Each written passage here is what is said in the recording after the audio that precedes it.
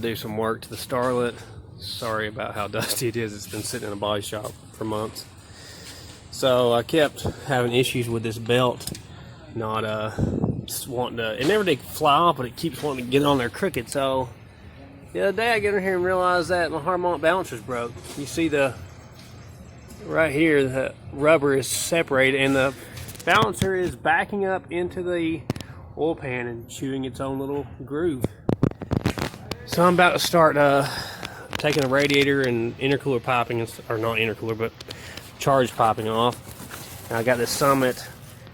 Just went ahead and bought an SFI approved one because I found out that apparently these are really, the factory ones are really common to fail from what I've seen reviews and stuff. So I bought this one, and it's cheaper to buy a 25% underdriven one, so that's what I got. I didn't really need it, I don't think, but I went ahead and bought it because it was cheaper to buy an underdriven one. So we're going to start drain the radiator, get the radiator out of this thing, the piping off this thing, and put this harmonic balancer on. I may end up doing the exhaust while it's out because I have some exhaust leaks. When it ran that 590 pass, it had a trouble getting up on boost because of the exhaust leaks. I don't know, we'll see. I might wait and do that later, I don't know. Depends on how much time I have. Oh gosh. I guess it's all water.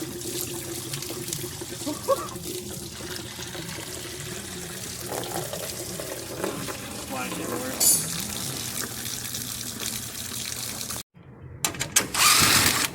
You know, you really don't want to have like real bolts, you just want self-tappers and everything.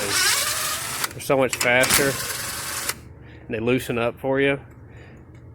So you never want to really put real bolts in. Here's my overflow mount bracket. I might get my overflow jug out of here.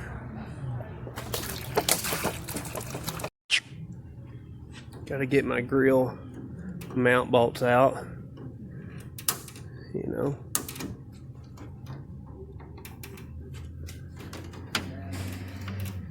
Got that one out.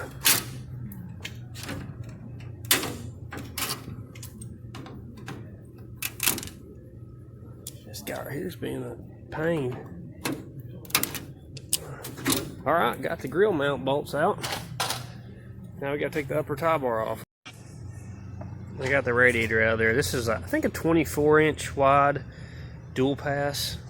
So I put a fan on the front and the back just because of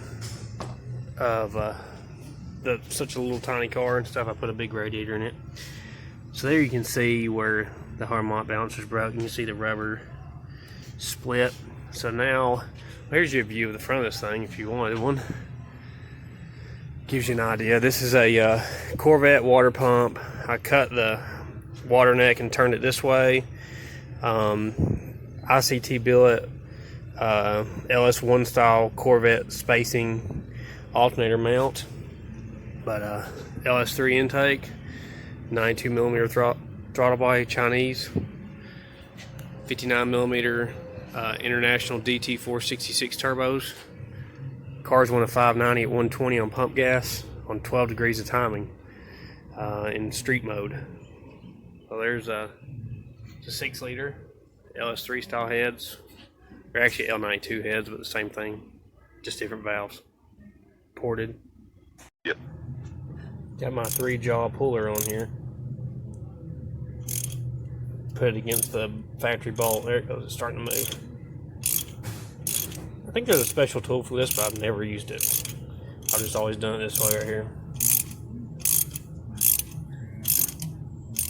So now that it's off, here's a better look at where it's coming apart at. And here's where it was clearancing itself. Good thing I didn't drive it much farther out.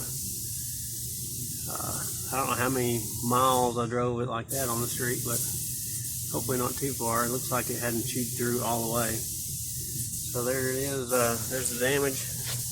There's the new one versus the old one. The new one has a spot for a 3-jaw puller, which would 3-bolt puller, which would be better to pull it off with. So since this new balancer has timing marks built into it, I wanted to line up the timing marks with my little pointer I've made when I first put the car together out of a coat hanger. So I ran this other coat hanger, down in the bore, and I took a ratchet and I turned the motor around until I got the piston at top dead center. I could feel the coat hanger coming up. When it topped out, I went back and forth a couple times to make sure I was at top dead center. So I've got the motor at top dead center number 1. Now I'm going to put the balancer on where this pointer lines up with 0 mark on my balancer, and then crank this thing down. Now we're going to work on the exhaust. We got RJ, the head mechanic, over here pulling the manifold off. It's blowed out right now. RJ got it out of there. So it was blown on every cylinder on the driver's side. So I noticed that day when last time we ran it, when it ran the 590 at 120, it didn't seem to come up on boost good on the starting line. It only did a 148 60 foot. And last couple times I've drove it on the street, it seemed really laggy. So it had blown on every cylinder on this side. I don't know about what the other side's going to be like, but this side for sure is blown like crazy. I don't know why. So RJ got all that cleaned off there. And I don't have any ultra copper high temp RTV, but we got this. So we're going to use this stuff, this Hylamar 101. It's good up to 600 degrees, so we'll see. Copper RTV says it's good to 7. This side doesn't look blown anywhere, from the bottom or the top or around the turbo.